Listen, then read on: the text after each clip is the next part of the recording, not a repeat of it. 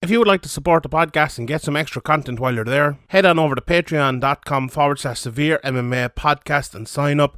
From the rewatch to the Q&A, we will have loads of content every week. So sign up, patreon.com/SevereMMA podcast. And now, here's the podcast. Welcome everybody. It's episode 391 of the Severe MMA podcast. My name is Sean Sheehan, joined today by Graeme McDonald as we talk about a very newsworthy week in the world of mixed martial arts, especially Irish mixed martial arts. So we're going to kick it off with that. We're going to talk a little bit about the fights coming up next week, and we're going to talk about PFL as well at the second half of the show. But before we do all that, we must tell you it's never too early to play holiday music, and it's never too early to start thinking about gifts, whether it's for a friend or friends in your pants. You can make it the season to be jolly with Manscaped. Do your little drummer boy a favour and use the Lawnmower 4.0 to avoid another silent night in the bedroom. Then add in Manscaped's top-of-the-line shower products to have the people thinking, all I want for Christmas is you. Actually, I have some of them shower products like right inside waiting for me to ever deliver just as I start this, so I can't wait to open them up and get Christmas started early. Santa cares about his sack, and you should too.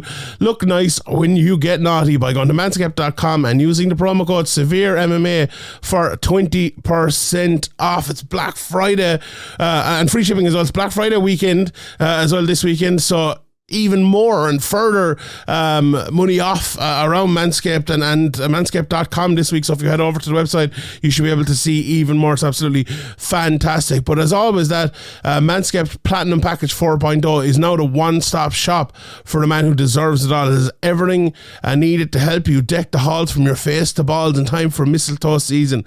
The Platinum Package is each product from the best-selling Performance Package Plus, Performance Package Plus, Ultra Premium Body Wash, Ultra Premium 2-in-1 shampoo and conditioner, and Ultra Premium deodorant. It's the best way to smell fresh, from your Santa hat to your candy cane. The Lawnmower 4.0 body trimmer and weed whacker, nose and ear hair trimmer feature proprietary advanced skin safe technology to protect your delicate presence. Plus, both are waterproof. There's no issue clearing the snow out of your driveway. Run them under the tap. Very, very handy.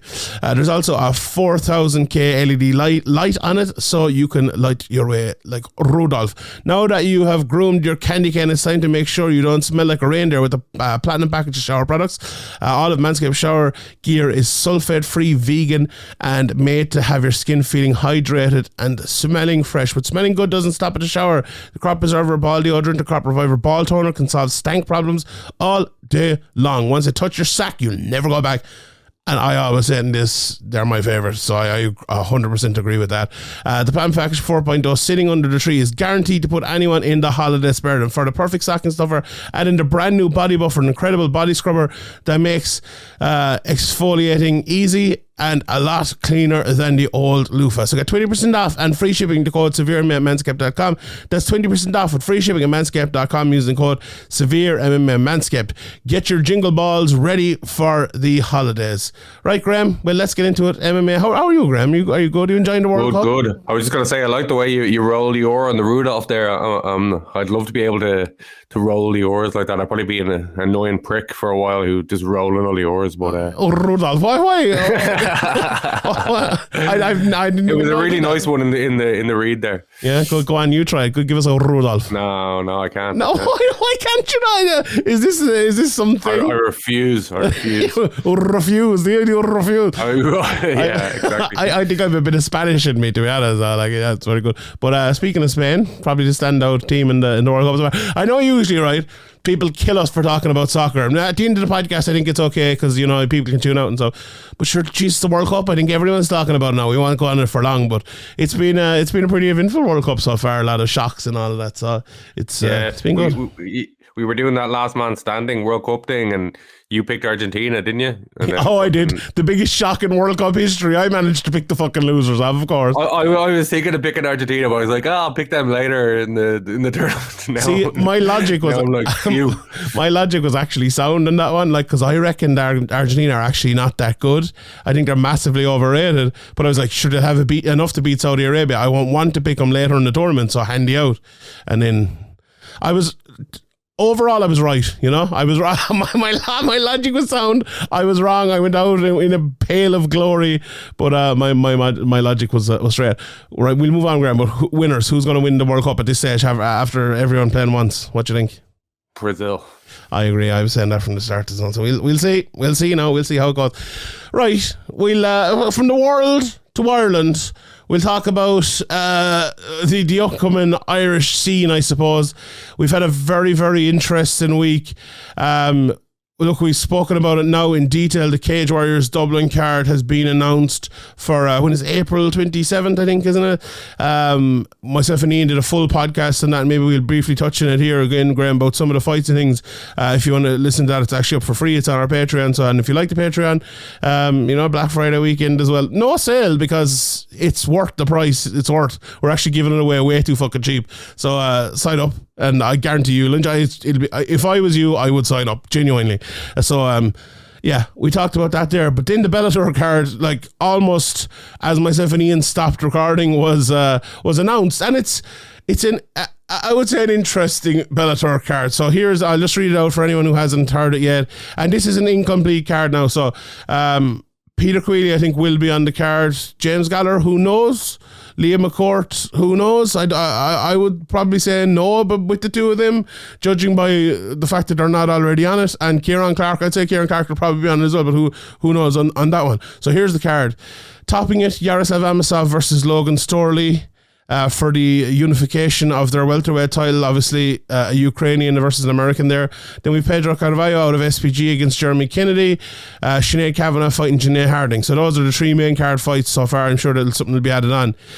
Some of the others under, I won't read out the whole card here, but Karl Moore is fighting Maciej Rozansky. Karl Moore ranked number 9 now after beating the number 6 last time out, is getting an unranked opponent. Brian Moore, a guy who's beaten Will Florido, a good friend and close training partner, and obviously a good fighter if he's getting a finish over Will. So, arm triangle choking Will is not easy. I know Will has improved a lot since 2020, but he may not be ranked, but I'd say he'll pose some problems. But Karl Moore looked so good the last time after 3 years off.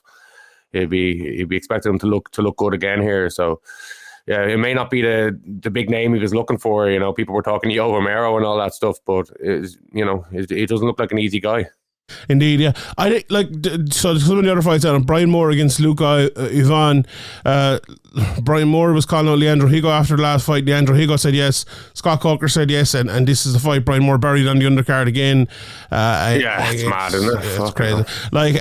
So Richie Smullen and Peter Niedzielski, great fight. Really like that. Richie Smullen back in Bellator. Charlie Ward against Mike Shipman, very, very good fight. Norbert Navini's back on the card as well. Asela Ju is on the card. So there are some good fights on the undercard. I think the biggest, there's two massive issues here, right? The main event would be fine if they had a really good Irish card underneath it, and when I say that, they have 35% of a very good Irish card here, but they're missing the big parts. They're missing a big James Gallagher fight. They're missing a big Peter Queally fight. They're missing a big Liam McCourt fight. Like the Sinead Kavanagh fight, Sinead Kavanagh fight, there's nothing wrong with it, but it felt like Sinead Kavanagh could have been in a bigger fight. The last time she fought, she had a massive fight against Liam McCourt, and they promised her Cyborg, and now she's fighting Janae Harding 6-6. Which is grand, which actually, if you look at it, actually does make sense in matchmaking. I'm not complaining about that. The fact that she's coming back from the knee injury, it might actually be a good thing for her to kind of get back in there and knock the rust off and kind of trust the knee again and all that stuff. Yeah, it's a good fight, but it is one. If there was another 2 or 3 fights with it that were really stand out, we'd have no problem with it. And I actually don't have no problem. I have no problem with it the way it is now. It just feels like this is a completely incomplete card. Now, it is an incomplete card in a way, but to announce this card as if it's a big thing, I think the negative reaction from the fans just says it everything. And a big factor too, before we go any further, they switched the date. They switched it from Friday to Saturday without any fanfare. They just announced it with the card. I was talking to a couple of people. I know one lad was coming over from Scotland. He had a flight booked. He had the hotel booked. He's fucked now. Like, he was coming over for 1 day, going back for another day. It's going to put him massively out. Myself, I was lucky. I got my hotel switched. I actually got an executive suite because they upgraded me for free to an executive suite. So fair play, Bellator. For that, I didn't pay for it, so it's absolutely great. But and it's not let me just say, when I say fair play, Bellator, it's not Bellator who did that. It's the fucking Gibson Hotel, which I'm paying 417 quid for the 3 days I'm going there.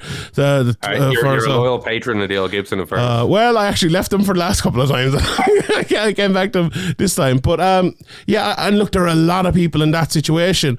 Plus the fact it's announced kind of quietly. I'm sure like a lot of the let's say the lads in our Patreon group and other people like hardcore who are on Twitter probably saw it, changed their dates, and now the other people who might get an email or see their email during the week or say, I'll change it closer today, will go to that, and the hotel's going to be sold out.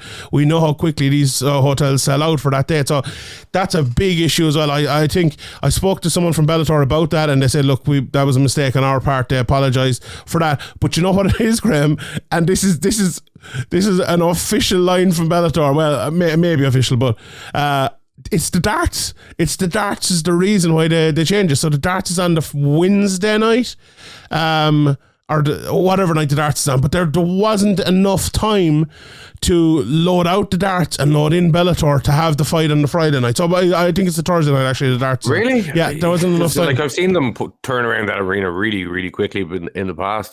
That's surprising. Yeah, so I wonder, is it, do you know where the darts have like the massive screens all over the place? Because obviously a dartboard is very small. It's very hard to see it. I wonder, is that the reason maybe? I don't know, but that's the reason why the card has changed. But like, there are other, I think Bellator were happy to do it, possibly because they said, look, Saturday is better than a Friday, which I would agree with, but when you announce the Saturday first, if you already announced the Friday, people have made plans for the Friday, and then you switch it. I think that's a big issue. Like I'm thinking of people like myself coming from Limerick, or coming from Kerry, or coming from Galway, or coming from up the north. Like, I'm sure a lot of James. Well, it's the fans who are like, the hardcores who are getting in there early, like getting their plans made, and they're the ones that you want to kind of make sure are happy. Yeah, 100%. But back to the card, I suppose, for a second. Like, Amosov versus Storley, it's a very good fight. I watched the first fight a good few times, before previewing recent fights, and the first fight was very, very good. Now, Amosov became a champion, Storley became the interim champion. Amosov has never lost. Storley's only loss was to Amosov in that extremely close fight, and it's a very, very, very good fight. And it'd be an even better fight if James Gallagher versus Brett Johns was the co-main event, and if Peter Queally versus, Kane Musa was on the card as well. And it was built up to it. And if Brian Moore had the right matchmaking, and if Carl Moore had the right matchmaking, now it's kind of standing alone as the main event, and you're not even kind of thinking of it as an added bonus. Like Yoel against Manhoef was the perfect added bonus the last time to a very, very good card, and everyone absolutely loved it. And like, this is the sort of one, I know someone said it to me the other day, it's like, well, at least we'll be able to get out of there early because there'll be no one wanting to stay around to interview the main event winner, which is, it's a weird thing. Like, the Irish MMA scene is weird, and I've said this myself, and I know, I wonder, would you agree, Graeme? I know a few other people agree with me as well. Bellator really, really need to take care of the Irish MMA scene, right? Because Irish MMA is their big cash cow, and not only their big cash cow, it's their most important thing. It's what people want to see. It's what they stand out for worldwide at the moment. Because you look at Bellator, and they have some great young fighters, and there's some great things, but like, they're struggling to get people to actually tune into their shows. They're struggling. Like, you hear people all the time, Bellator have a fight this weekend, why didn't they promote it? But when it's a Dublin card, and we obviously have a bit of bias towards that in terms of it's going to be bigger for us anyway, but you see Ariel tweeting about it, you see Luke Thomas tweeting about the Dublin crowd, you see the big people online talking about it, which you probably wouldn't see massively for the other cards from maybe the prelims up. You might see it for the main event, you might see it if there's a big MVP fighter or whatever on it, but the Dublin cards are different. I think everyone would probably acknowledge that. And to not take the care over this card the way it is now, I'm sure it'll improve it, and I'm sure it'll be a better card by the time February comes around. But the two Moors is the biggest problem here, without a shadow of a doubt. If you'd given the two of them their proper matchmaking, this card wouldn't look half as bad as it does. Let's say we'd Carl Moore, who beat number 6 the last time in the rankings, fought number 5, right? Julius Angliscus. Not a big move up. He beat number 6. To have him fight number 5 makes a ton of sense, right? You win that fight, and then you're talking about fighting the winner of Yoel Romero versus Vadim Nimkov in Dublin next September. The two of them lads are fighting here in the new year. It makes a ton of sense. You push Carl Moore into being a guy, he is ranked, you push him further up the ranks with good matchmaking, and then you have him in a spot where all the other lads above him at that stage have already got shots and have already been there, and he's the next logical guy. Whereas now you're giving him an unranked guy who's a very, very, very tough test. Very tough test. We've seen, we all seen the Will Fleury fight. He's a very, very good fighter. He could lose that fight. He could absolutely lose the fight. And for what? It just reminds me of the Nijelski versus Carvalho fight. Nijelski, a very, very good fighter as well, but they put Carvalho in with him after he just beat Daniel Weichel, after he climbed up the ranks. Makes no sense. Brian Moore goes out there. He puts on a show every time. He wins his last fight. As I said, the Higo fight was agreed. Everyone agreed to it. Moore agreed to it. Higo agreed to it. Scott Coker agreed to it after that. Just get it done. And now he's fighting Luca Avine. Like, what? Well, how many times with Brian Moore alone, and with all of these guys, have we said this? Like, Pedro is on the card as well. You mentioned there's a lot of strange matchmaking where it seems that there's no real foresight or thought going into it. It's just thrown together, and even when it seems to make perfect sense, like you said there with Brian Moore, people like everybody seems to be agreed, everybody wants to see the fight, and it just doesn't happen. And it's really strange. Like, looking at the card, there is some good fighters on the card. Like, if you had said like, Brian Moore, Carl Moore, Kenny, Asail, Sinead, Pedro are all going to be on the card, and you said, maybe James might be or might not be, or Queally might or might not be, you'd probably say, oh yeah, that sounds great. But then when you look at the matchups, as you said, it just doesn't seem to make a lot of sense at all. And Irish fans are like a bit more tuned in than maybe, if they go to Italy, or if they go to, I don't know, maybe I'm singling out Italy there, but the Irish fans are tuned in anyway, and they know, these guys, and they know a good matchup when they see one, and they know a kind of random matchup when they see one. And, it'll probably be a big crowd here, but I don't know if, as the card stands, unless they add, as you said, it's an unfinished card, unless they add some, big fights or some entertaining on paper fights involving Irish guys, it looks like a kind of step down from what we're used to. And, Cage Warriors are coming soon as well. And, you'd think Bellator would want to kind of stamp their authority on the situation in Ireland, but maybe this is a bit of a slip if the card doesn't improve. I think, and hello, Doggy. I think, I don't think Bellator see it that way. I was speaking to someone from Bellator. They see this as a good card. And I'm like, okay, that's fair enough. Maybe it'll become a good card. If I was Graeme Boylan and I saw this card announced, Grahm, and that's fucking your fault. You got me in trouble with Graeme Boylan. Even on the Instagram, on SevereMMA's Instagram, there's a screenshot of your tweet with the wrong spelling. Fuck's sake. Oh, fuck's sake. Why can't you just fucking spell your names correctly? Which I'd say your way is the correct way, I think. It's not though, actually. No, his way is the correct way, I think. I'll go with that. Anyway. This is more Graham than one with Graeme. I don't know. It has a H. There's no H sound in my name. Yours is Graeme. Graeme, yeah. Anyway, if I was Mr. Boylan from Cork, I would have released the Bellator or the Cage Warriors tickets sight unseen, no card, the second they released it, because all the reaction was, oh, well, I'll go to Cage Warriors. Everyone, like, I saw so many people. It was either given out the day. People say that though, like, but will they? I probably just go to both. These are hardcore fans. A lot of like. Oh yeah, if you're a lot of the hardcore fans, absolutely, they will go to both, without a shadow of a doubt. But Christmas is coming up. As Ian said to me on the show we did, the Cage Warrior show, times are tough as well. People can't afford. Like, if you're thinking about it, it's €206 for one night in the Gibson. If you're going to stay there, go to the fights, it's another €100 for a ticket. If you're getting the train up, it's another 30, 20 quid or whatever it might be. Another 100 quid or more probably for drinks in the night. And a bag of Coke probably. If you're an MMA fan going to fucking how much is that, Graeme? I don't know how much that'd be. But you know, it's fucking, it adds up. You're talking €500-600 like for one night. To do that 2 nights in a row. Sounds like a pretty good night though, in fairness. Sounds like a great night. But yeah, I think this has been a massive elixir for Cage Warriors, and as I said, do you think Cage Warriors will go with the kind of half BAMA setup I don't know, arena, or do you think they should go like, if you were making the decision this far out, where would you be leaning? Well, I would go half and see how the ticket sales go, but I would, and I'm interested to see what you think here. I think Graeme Bynel won't do that. I think he'll go full. I don't think he'd want to give it to Bellator to say, you know, we're only doing half the stadium that Bellator doing. Like, if you look at the Bellator sales, even if they did slightly cheaper tickets and sold the full arena, I think that would be the route to go. Makes a lot of sense. Yeah.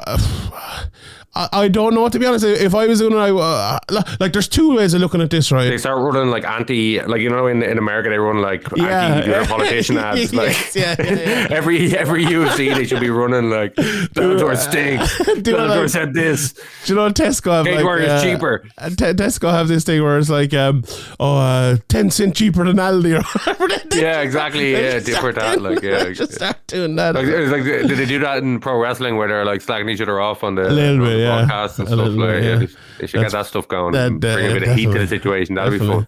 It's funny because we talked about, I remember asking James Gallagher about this before, but it was more, you know, the UFC and Bellator, but, you know, there was talks of the UFC coming back that time. Now, like, it's Bellator PFL could be coming as well. It'd be interesting to see if they do an Irish card. It's very, very interesting times.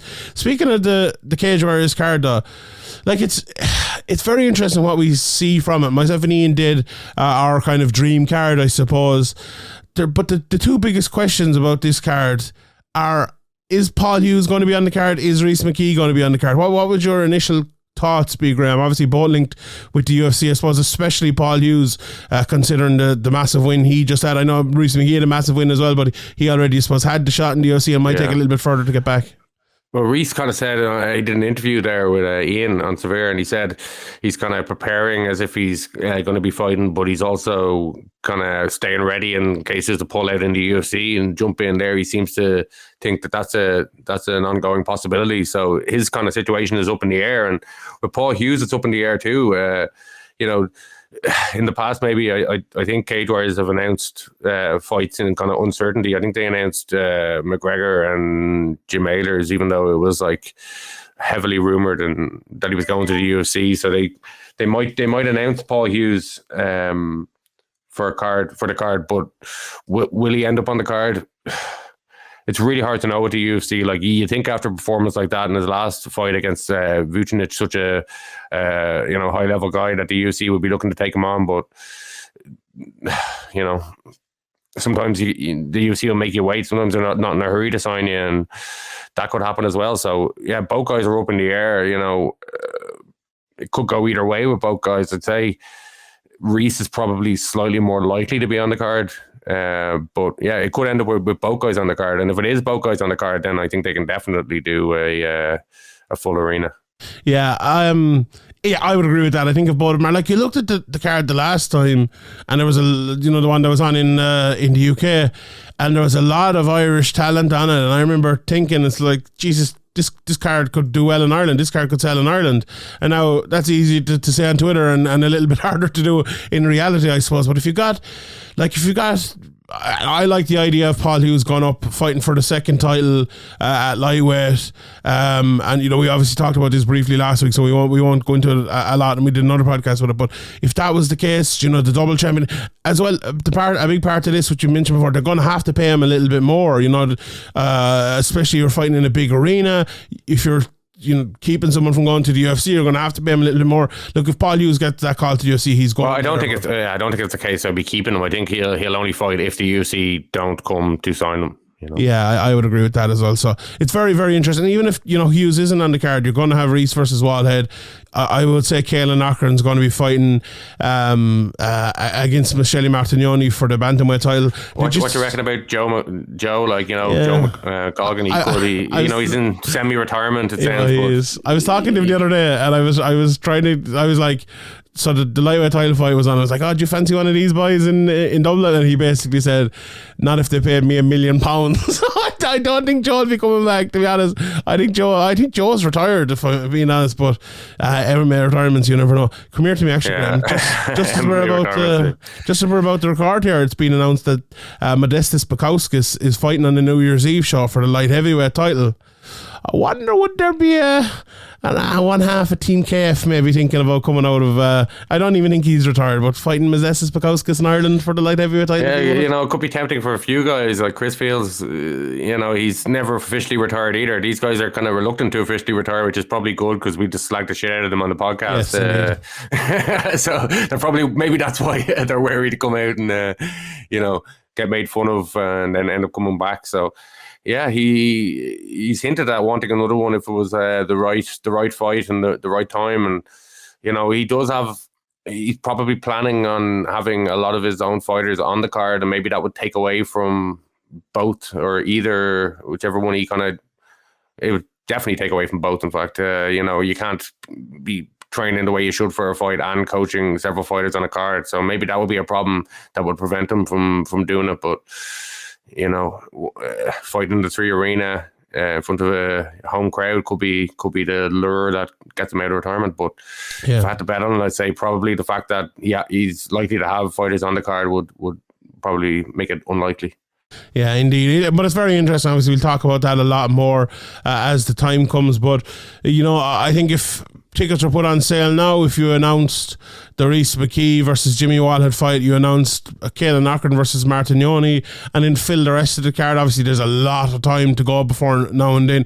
There's probably some of those undercard fighters will be looking for another fight before then. But I think if you announce that right now, before Christmas, when people are buying stuff for Christmas, I genuinely think that you will get a lot of people who are deciding between Bellator and Cage Warriors, and I think a lot of people would go for Cage Warriors the way it is right now. And that's a precarious position, because imagine if Bellator announced James Gallagher. Take the mystery box of Cage Warriors over this card. Yeah, that won't last for long, because if they announce Gallagher, if they announce Queally or whatever, it could change very, very quickly, and everyone could be talking about this is a very good card, and it could be, but if there's some disappointment on the Cage Warriors card, like we're hoping for a lot now, and we built it up, and all the cards are usually not like that. So look, we'll see how it goes anyway. Right, Graeme, let's look ahead to some of next week's fights before we turn back to the PFL and have a chat about that. My guy Wonderboy is fighting in the UFC. He's fighting against Kevin Holland. He's an underdog against Kevin Holland. What do you think about that as a Wonderboy stan? I think, look, as a Wonderboy stan, obviously, I ride a Wonderboy forever, but as someone just analysing the fight, I think that's crazy. What do you think? I couldn't believe that. Like, even Wonderboy now, I think he's better than Kevin Holland. Kevin Holland is... He may be like an exciting fighter that people seem to get behind a few fights ago, but if you look at his record, it's very up and down, and kind of mostly down recently. Wonderboy, obviously, he's nearly 40 years old, or maybe even is 40 years old at this stage. But the guys he's been losing to are a lot higher level, and he still, went to decision with nearly all of them. Obviously got knocked out by Anthony Pettis in a fight he was winning by a Superman punch, but that's MMA. Things like that can happen, and I don't think he's fallen off a cliff enough. He's definitely not as fast and sharp as he is, and that's part of his a big part of his game that he's used to his own benefit over the years. But I don't think he's lost enough of a step to be an underdog here. I'd have him as a big favourite. I'll definitely be betting on Wonderboy here. Like, he's so hard to get in on. He's a way better striker than Kevin Holland. I don't see Kevin Holland really doing much to Wonderboy here. Looking at those odds, I don't know how they've come. They must be just thinking, 39, 40 years old, he's over the hill. But if you look at where Gilbert Burns and Bilal Muhammad are, losing the decision to them is no shame. And this is a step down, in my opinion, to Kevin Holland, and I expect Wonderboy to have enough to win a handy decision here, or to even put him away. I'm glad you saved me from saying it, to be honest, because it'd look biased if I said it, but I agree. Age will catch up with everybody, but I don't think we've seen enough signs from Wonderboy. It's been some close decisions, and obviously an upset loss to Pettis, and that Darren Till decision was a bit mad. So I think maybe they're looking at his record and his recent record and his age, but from what I've seen, I haven't seen such a slowdown. I don't know. Maybe I'm missing something here, but those odds look crazy to me. I agree. I don't think he's as, what he once was. I don't think he's as fast as he once was. But I also think, like, Kevin Holland was a guy who came through, and myself and a lot of people thought he was going to be a guy. He was going to be the next guy, and then he showed massive issues in his game. And I think he has kind of improved again from that point, but I still don't think that he is the fighter that everyone maybe thought he was before, and he's shown so many issues in his game that to go in there with someone like Wonderboy, who has shown very few issues in his game throughout the years, it's kind of ludicrous to have Kevin Holland as the favourite. It's only age. I think it is only age, and maybe that's a fair thing, and maybe Kevin Holland will win because Wonderboy will be even slower now than he was the last time, and this will be the fight where he looks very, very bad. And look, I could see that happening, but I don't think you can bet on that. And I think if we're analysing this fight, I think Wonderboy is a better striker. He's a better guy at controlling the fight, and we've seen with Kevin Holland, he's big. And when I say controlling the fight on the feet, we've seen with Kevin Holland, his biggest issue has been against guys who can take away the control of the fight from him. And I think it will be an interesting fight. I think it'll be a good fight. I think Kevin Holland needs to not get caught up in his own head in this fight, because if he does against Wonderboy, he'll just be picked apart for 5 rounds easily. So I'm looking forward to seeing it, and it'll be interesting to see how it goes. Overall, this card is actually really good. If I'm being honest, usually I come in here for a fight night card and it's kind of shit, but this is good. Rafael Dos Anjos versus Brian Barberena, that has fucking war written all over it. You'd fancy Dos Anjos to win it. I think it should be a good fight while it lasts, but yes. I think Rafael Dos Anjos should have more than enough here. Yeah. Next fight, Graeme, Matheus Nicolau against... Ooh, Matt Snell. Can't you smell Matt Snell? Yeah, for Matt Snell, does he, this is kind of make or break. Does he deserve to stick around in the UFC? He had a great win last time, to be fair now. I'm looking at the other way. If he wins this, he could be on the route to a title, You think so? Maybe not. I don't see that at all, man. I don't see that at all. I like Matt Snell. I like Matt Snell as well, but I think he needs to get going in the UFC. We've seen guys kind of, he's 1-2 in his last 3, so I think it is kind of important for him to get the win here if he wants to stick around. But I think this is another, Nicolau's good matchup for him. Yeah. Some beating Tim Elliott, Manuel Cape. Yeah, David. Yeah, this is a really difficult matchup, I think. Hopefully Matt Snell sticks around so we can keep this bit up, this song up. He needs to walk into Lynyrd Skynyrd, That Smell, just to prove to everybody that he's actually our biggest podcast fan. Yeah, he follows me on Twitter, so you never. He's probably pissed off now that I said he needs to win here if he wants to stick around. But he should have said. But I think the fighters know that, when you've lost 2 of your last 3, you know how important it is, and that can add a little bit of pressure, but it can also kind of focus you. And it would be a big win if he gets it here. And I probably pick against him, but it's a difficult one. Very, very much so. Sergey Pavlovich against Tai Tuivasa at heavyweight. Then that's a very, very good fight. You'd fancy Pavlovich to win there. He's just such a strong wrestler and all. We know Tuivasa has showed big improvements, but wrestling. Every round starts on the feet, and he does have huge power, and he's confident in his striking. But I think with the correct game plan and being able to implement it, which he should be able to do, then it should be a long night for Tai Tuivasa. But we've seen it we've seen it before, and we'll probably see it again at heavyweight. It takes one punch, not even a fully clean punch to change these fights. So and Ty can do that too. Like, he hits hard. Yeah, he's proven that's kind of his game, isn't it? Yeah, interesting. Why I would favour Pavlovich in that one. But Roma Delidze again, 11-1 against Jack Hermanson. That's a very, very fun fight. I always love seeing Jack Hermanson fight. Another middleweight fight, Eric Anders versus Kyle Dawkins. And we have Nico Price back against Philip Rowe. Emily Ducote will probably win 30-27 against Angela Hill, and Hill cry about the judges. Clay Guida against Scott Holtzman. Michael Johnson against Mark Casey. What a fucking fight. This is a great card. Darren Elkins against Jonathan Pierce. Tracy Cortez against Amanda Hebas. There's like 50 fights in this. There's 15 fights. This is actually a really, really, really, really good card. So, you know, we don't often say that about the UFC these days. We've skipped a few cards recently and all, but actually, do you know, I actually won't be able to watch this card because I'm at a wedding for the whole for the whole weekend. Oh yeah, next week's is it next week? It is next week's podcast. It'll be out Monday probably because I'm away. So yeah, I'll pop back and I'll watch what I can of this. But Graeme, this one's down to you. You'll have to do all the post fight analysis of this one. But look, I'm looking forward to it anyway. It should be fun.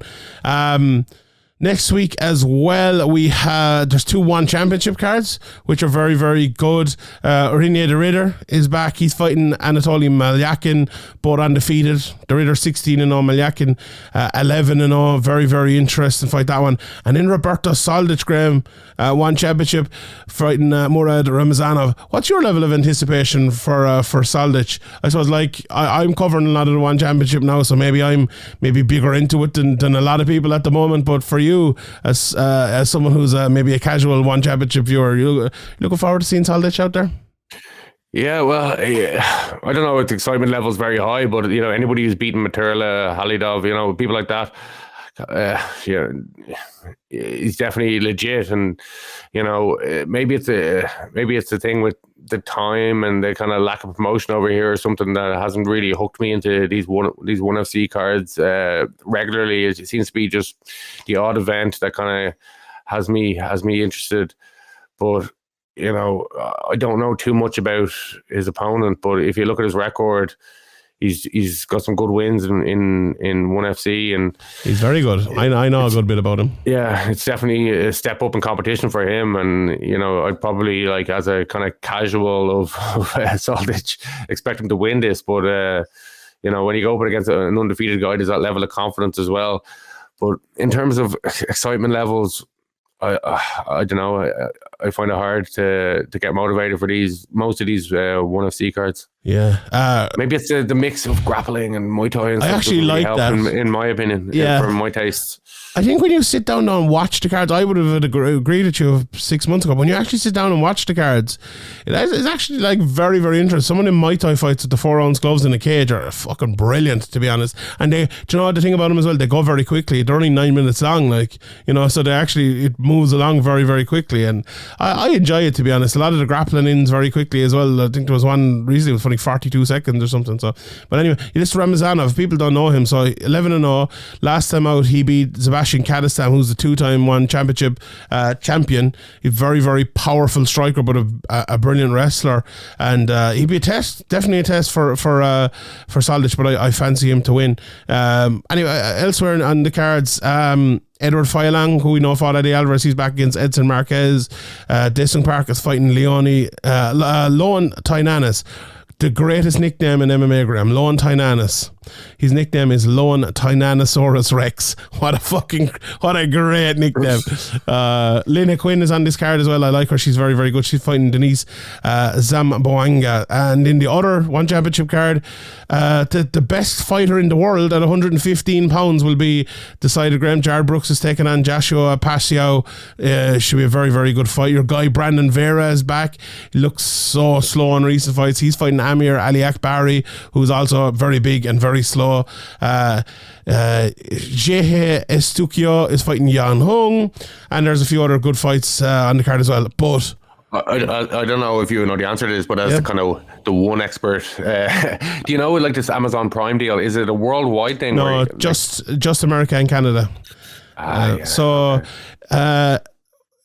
If you have NordVPN, Graeme, you can go to the UK and it's on YouTube for everyone for free. So you can watch all these cards there. I think you can also buy them if you're in Ireland on the One Championship website. But if you have a VPN, you can go to the UK and they're all for free. And if it is successful on Prime Video in North America, you could see it.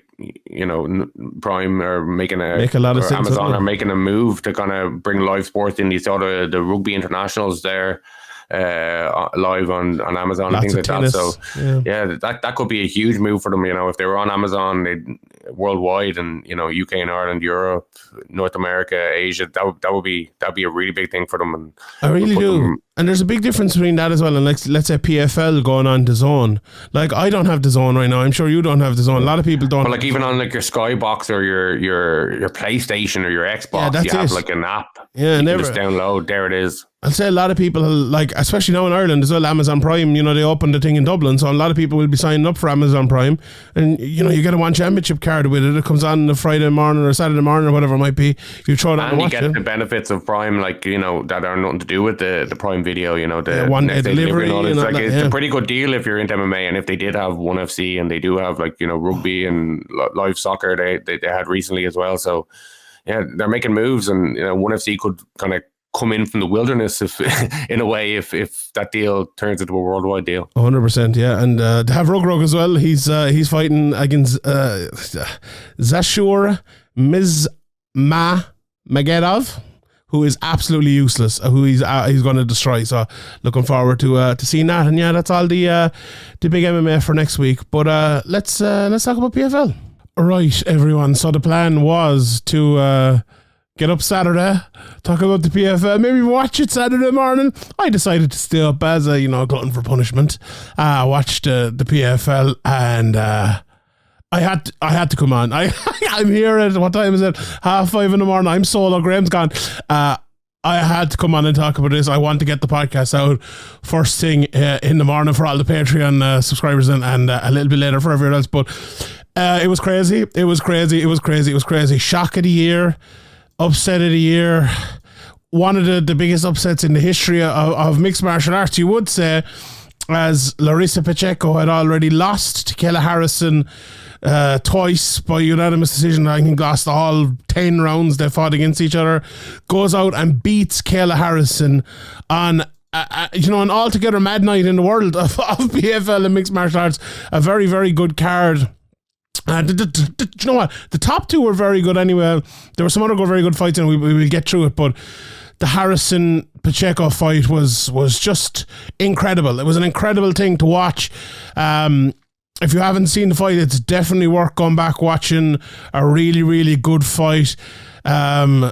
And Pacheco ends up the winner, and there's so many things going. Do you know what? I'm sure many people actually didn't stay up on Friday night to watch it, so I'll run you through the fight itself first, and maybe then we can.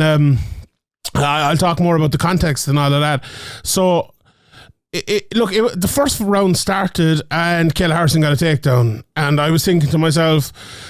And I actually kind of said it out loud in my brain, if you want to put it that way, oh no, here we go. Here's Kayla Harrison being, dominant in another fight, and that quickly changed. I jokingly tweeted after the first round, Pacheco has her where she wants her, and it turned out I was right. Now the first round, Harrison took her down. She was able to do very, very well on top and all of that. The second round is where it really, really got going. Now, in the first round, Pacheco was fighting. She didn't give up. Harrison wasn't near getting a finish or anything like that. But in the second round, there was... you know what? I kind of lost my head in the middle of this fight and stopped taking notes. So this is by memory of me just watching it a second ago. So the second round was the round, I'm pretty sure, where Pacheco caught Kayla Harrison in a triangle for a long period of the round. And it was a close round, but I think that triangle probably did enough. But there was maybe it was the third round actually, but it doesn't matter. But for the second and third rounds especially, it turned from something where Pacheco was doing well to keep Harrison from finishing her to something where she was actually working at keeping Harrison off of her, which is a massive, massive, massive thing when you think about Kayla Harrison. I'm sure everyone's seen Kayla Harrison, but if you don't know Kayla Harrison, a judo gold medalist in the Olympics, really, really good throws and takedowns, and really good on top, really strong, so much bigger and stronger than all of her opponents. But there was a point in this fight in the second and third round, or a long period maybe of the fight, rather than just a single point, where actually Harrison was no longer able to bully Pacheco. And then by the time the fourth and fifth rounds came, and especially the fifth round, it was actually Pacheco that was taking the initiative. It wasn't just Pacheco fighting her off, winning big moments, winning big parts of the fight. Kayla Harrison had kind of given up on her ability to bully the fight.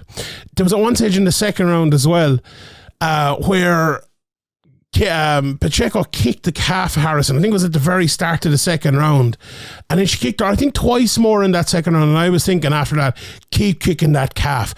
Pacheco, I was talking to Ian about it. She could have thrown away this fight. She really, really could have thrown away this fight because she kept kicking the body and kept getting taken down. But as I said, when she did get taken down, Harrison wasn't able to actually bully her there.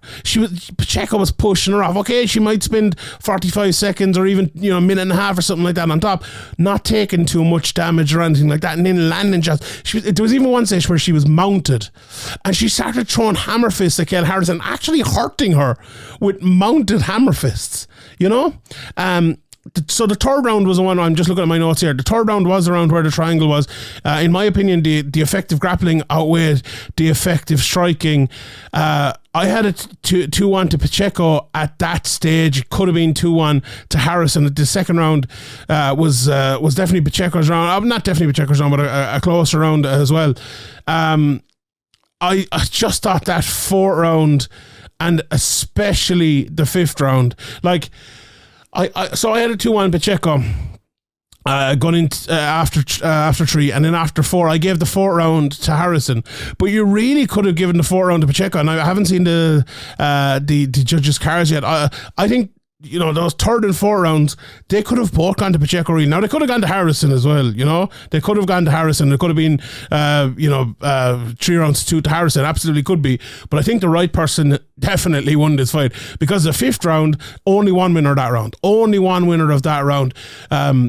Harrison tried to take Pacheco down, held onto a leg, and it must have been 10 to 15 hammer more. I would say 15 to 20 hammer fists from Pacheco, where Harrison was just holding the leg. She was just hugging the leg. She was just trying to hold on and get at that desperation takedown, and she could not get it. She couldn't get it. She did get a takedown later on in the round then, but the shots on the bottom from Pacheco were way, way better. Kayla Harrison looked so tired. She looked dejected. She looked beaten in that fifth round. She really did look beaten in that fifth round. And all of the work, all of the punches were so much better from Pacheco in that. She nearly finished her earlier in the fight. As I said, it was the third round with the triangle. She was pulling the head down. She had a big chance of winning the fight there. In the fifth round, she was almost got her in a couple of things as well, and I didn't manage to catch her. But the fifth round was a massive Pacheco round. It was a close fight, a back and forth fight, but to me, Pacheco definitely won it, and she did. She ended up winning 48-47. Harrison loses for the first time in her career, and Pacheco takes home the £1 million. Now, overall, and I've kind of alluded to it there, I really think the difference in this fight was size and strength. So Pacheco, I kind of alluded to it and talked about it last week on all the different podcasts where we were talking about it. The one advantage Pacheco has when fighting Harrison over everyone else is the size that she has put on in the last few years. A lot of people have come into that division, have gone up from 135 or 145 to try to fight against Harrison at 155, and so did Pacheco. But the thing about it is Pacheco was the number 2 in that division for the last 3 years. So she's had, well, maybe not 3 years, but maybe 2.5 years to put on size. She's been in there with Harrison a few times and realised what it takes. And when she put on that size, knew that Harrison, so the last 2 times Harrison didn't finish her, and I think that was a big factor coming in here. She knew that she was able to hang in there with her, and then to win those extra parts of the fight were massive, and she did that. She did the transit. We talked about it last week with the Corey Anderson Nimkov fight. The transitions, the fight for a certain position. Pacheco won more of them than anyone has any right to win against someone as physically dominant as a Kayla Harrison. So good. Really, really, really good. And it was that size. And the size didn't expose the limitations. First of all, and I suppose most glaringly for anyone who's watched that 5th round, Harrison was tired. When pushed, she wasn't able to stand up to the rigors of 5 rounds of MMA. She just wasn't in the 5th round. And people will talk about, and I saw Aaron Bronstetter talking about it, spare me that Kayla Harrison was no good monarchy, which I agree with for the most part. But we also have to talk about the limitations that were shown tonight. There definitely were some of them. Forget about the ability. That cardio in the 5th round was the most glaring one. And if people don't say that, they're in complete and utter denial. Other parts of it, and I think like some things there tonight, if let's say you're Amanda Nunes and you're watching that, and you look at some of those calf kicks that were landed, well, you know, if you're ever fighting Kayla Harrison, exactly what to do. Pacheco didn't do it half enough. Pacheco won this fight, I think, not performing half as well as she could have. And when I say half as well, I nearly genuinely mean half as well. I think if they fought again and Pacheco went back, had good coaches looked at it, I think she'd win again, to be honest, the way they fought in that fight. But if it was the same Kayla Harrison, the same Pacheco, Kayla Harrison needs to make massive improvements in her game. And when I say improvements in her game now, forget about actually that sentence, improvements in her game. She needs to make improvements in her mentality. She needs to understand that she can and will in the future be behind in fights, will have to fight through adversity, get through and win in this sort of fight. Now, I'm sure in her life and in her judo career and all, she's had to fight through adversity, but in MMA, never before. And that's something that is very, very, and I tweeted, it's very hard to learn in the 5th round of a title fight when you're extremely tired. It's very, very, very hard to learn it that way. You have to be put through the fire to be able to go through the fire. And Kayla Harrison just never, ever was. And it's almost not her fault. You know, we talk about the limitations in her game. We can do that if you want. There are some, obviously, but that's the biggest limitation, is her lack of quality of opponent. Now, some people probably say, Pacheco, she fought Pacheco twice and beat her, but it wasn't the same Pacheco. It wasn't the same Pacheco to put on the size and had the experience of the last 2 fights. Like, if she had been in there and fought, say, a step up like a Julia Budd and then an Aspen Ladd, and then she had the Pacheco fight where Aspen Ladd maybe won a round off her, or Julia Budd, got on top or something like that, then maybe tonight it would have been a little bit different. She would have been a little bit more used to it and she would have been able to push through. But she didn't have that and she wasn't able to do it. And Pacheco was value for money and won the fight. An absolutely brilliant win. And absolutely, it was a fantastic fight. It was just a very, very, very good fight as well. There's absolutely no denying that. And brilliant stuff altogether. And congratulations to Larissa Pacheco. Can't wait to see what happens next with Kayla Harrison. Will she be back? I'm sure she will. How will she look when she comes back? What will she do? Will it be with PFL? Will it be elsewhere? I think it'll have to be with PFL, but very, very, very interesting. The other massive one, and Jesus, this one, it was hard to be unbiased for this one when Brendan Loughnane won, because he's been around, and it's not unbiased really. I think it's just seeing the story of Brendan Loughnane, seeing what he has gone through, seeing the doubt, I suppose, a lot of people had in him. It just made this one so special. How emotional he was afterwards. His mother was there. It was beautiful. It was brilliant. And what a performance from Brendan Loughnane. Absolutely brilliant performance. I talk about calf kicks. He absolutely kicked the calf off of Bubba Jenkins. There was even one time when Bubba Jenkins got a great check on it and Loughnane kicked it, and he kept kicking it even after the big check. A lovely performance. Closed up the eye very early of Jenkins. Jenkins absolutely tough. I said, look, the first round was very, very close, and the rest wasn't, if we're being honest. Now, Jenkins was always dangerous. He was always landing big shots as well as looking like landing big shots. Always dangerous. Loughnane showed a chin in this fight as well. Very, very good. Also on the Kayla Harrison one, she showed a chin in that fight. She showed things that she'd never seen before, and absolutely, definitely to mention that. But Brendan Loughnane, the last 2 fights, the semi-final, the final, the two best performances of Brendan Loughnane's career. And what a thing to say about someone. You know, what a thing. The two biggest fights of your career are the two best performances of your career. You know, that's high level stuff. That really, really is high level stuff. It's like, you know, go to the Olympics. I always think about it. You know, if you're the 100 meters, you know, you have 9.8 seconds or whatever it is, or 10 seconds or 9.5 if you're Usain Bolt, to show your greatness, and that's all you have. And you know, okay, 25 minutes is a little bit longer, but it's not that much longer. You know, so I've had fucking a decade to show my greatness as a podcaster, and I'm sure you people at home in your jobs, you have an extra bit of time to do it as well. It's not 25 minutes, and Brendan Loughnane was able to step up, and he was able to do it, and it was absolutely brilliant. The switch stances, I said, the calf kicks, the jabs down through the middle. He got a cut in his nose as well. Didn't affect him. He kept going through it. He talked about bringing in an injury to this fight and the last fight. He's been injured all year. Like, there's no doubt about that. Brendan Loughnane has been injured all year, and he's still come through and still won. Brilliant performance, brings home the million. What a week for Man United. You know, Loughnane wins, Ronaldo gone, the club up for sale. Couldn't have been a better week for the great city of Manchester, and Irish MMA as well. We're definitely claiming, if your name is Brendan Loughnane, we're claiming you. And I'm calling him Loughnane as well. It's definitely not Loughnane, you know, so it's grand.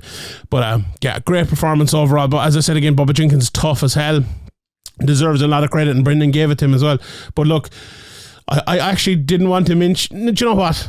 No, we won't mention the ball guy over in the other promotion. We leave it. Do you know, we leave that, and we'll just concentrate on Brendan Loughnane and what a great performance he put on, and what a very, very good fighter he is. You know, we talk about English featherweights, and we look at Arnold Allen. God almighty, Brendan Loughnane is right up there. Brendan Loughnane's one of the best featherweights in the world. There's no doubt about that. No doubt about it whatsoever. If he was in the UFC, he'd be top 10, top 5, and or Bellator, wherever he might be. Top fighter, top featherweight, and great to see him finally getting his flowers. Much deserved. Great to see him get that payday as well. Fair play to him. The anti-Deja Matthias Sheffield fight, a lot more straightforward, I suppose. It went the way everyone expected. I mean, well, maybe not necessarily. I expected. I always fuck up. It's Delia. I always call him Deja. Delia. I'd probably just keep calling it the wrong way. Anyway. It was punches. It was a knockout like the first time as well. I always look at Ante, and I think the wrestling is coming for him, and it doesn't always, to be fair. But Sheffield took a few shots more. Look, he took a few shots more than he did the last time, if we want to put it that way, if we want to be kind to him, but not too many.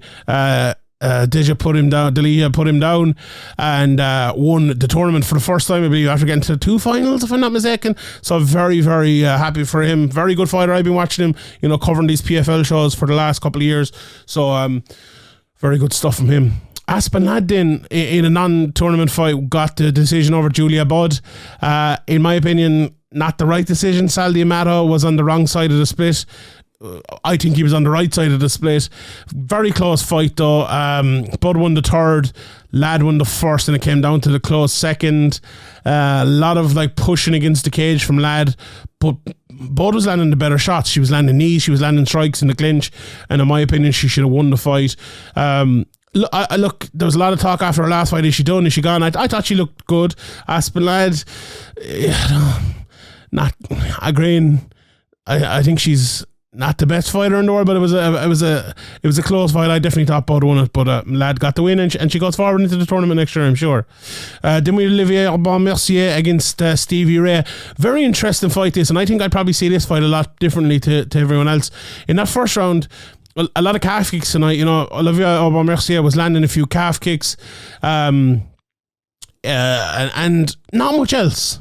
And I was thinking to myself, like, Stevie Ray is dangerous. He can hit hard. Stevie Ray has a takedown in him. He's very, very good submissions. And I'm thinking here to like if Oba Mercier is planning just tip-tapping from the outside and win a decision here against Stevie Ray, that's a very dangerous thing to do for 5 rounds. And that showed, I think, in the second round. Stevie Ray picked him up and slammed him down and almost got a submission. He was working with it. Oba Mercier got back up, and then I think was a very smart adjustment. And now the difference between maybe Kayla Harrison and Oba Mercier, he's been through it. He's been through tough fights. He's been through losses. He's learned, from that sort of thing. And in my opinion, he made a very, very swift adjustment to be more attacking in that second round. He didn't get to show it maybe at the start of the round, but once the fight got back to its feet, he threw a beautiful step-in right hook, if I'm not mistaken, landed flush on Stevie Ray and knocked him out. And it was the exact sort of punch that he needed to throw to be more attacking than rather than just fighting off the back foot, and it won him the fight. So a very, very good adjustment, a very good win. And, you know, congratulations to Aubin Mercier coming over from the UFC as well. A lot of people wrote him off. And he comes in here and he wins that. Commiserations, obviously, to Stevie Ray. He had a great year, beating Pettis twice. So I'm sure he'll be back. I would hope he'll be back next year. An absolute stinker in the next one, Sadibou C against Danilo Taylor. Not too much to say about that one. He kind of just picked him off from the outside for 5 rounds. Absolute stinker. Rob Wilkinson then beat Omari Akhmedov. An absolute beating over 2 rounds. I had a 2016 when the fight was stopped by the doctor. Nasty cut on Omari Akhmedov at the end of the second round before the third round. Good job by the doctor. Myself and Harry actually did. Is the podcast out? We did a podcast anyway, might be coming out. I think it is out, about doctor stoppages, but they did exactly the right thing. The doctor looked at it. He said, no, that cut is too bad. Keith Peterson, he said, you're stopping the fight? And he goes, yeah. And he goes, Grant. And Keith Peterson immediately stopped the fight. Great job by the doctor. Great job by the referee as well. So fair play to him. And a great job as well by the judges in the main event, I must say as well. Great decision there. The Battle of Maurice is in, Shaman and Marlon. Look, Marlon Maurice is winning this fight. He was looking good. Same as the fight. What fight was it? The Rob Font fight, was it? Or I'll click on Marlon Maurice here over in Sherdog and see 1 second. The Dashvili fight, he was doing winning. It wasn't the Rob Font fight as well, I think, but again, I looked at it, was plus 1100 for Shaman Maurice in live betting, and I was like, betting that, lads, because he came out, he landed the big punch. Like, once your chin is gone, your chin is gone. And Marlon Maurice's chin is gone, and Shaman Maurice just had to hit him once, and that was that. Unfortunate, very unfortunate. There was wins then for the former champions Nathan Schultz and Magomed Karimov. Schultz arm triangled Jeremy Stevens after taking him down a couple of times in the mid part of that fight, and Magomed Karimov won the decision against Gleison Thibault. Dakota Cheva, actually haven't seen that fight yet, but Dakota Cheva got the knockout, and Baggio Ali Walsh, who is the grandson, I believe, of Muhammad Ali, got the win there as well. So really good top, especially to that card. If you haven't seen, if you're waking up and you're thinking, what fight should I watch? I would suggest watching the Rob Wilkinson fight. I would suggest watching the OAM and Stevie Ray fight. Anti-Deji, you might as well watch that. It was only a couple of minutes, and definitely the top 2 fights as well. So all in all, a very good card from PFL, and we can have a couple of days off now over the weekend without watching too much MMA, and you can get this podcast in early and listen to it and all. So thanks everyone for listening. I appreciate you. Happy Thanksgiving and all of that. Black Friday weekend as well, so head over to manscaped.com and use the code over there, SevereMMA. I know there's 25% off on the website, but maybe you could use our code anyway. I don't know. Check it out anyway, and we'll see whatever is best value for you. Please do that. Okay, we'll leave it there. Thanks everyone for listening. Good luck.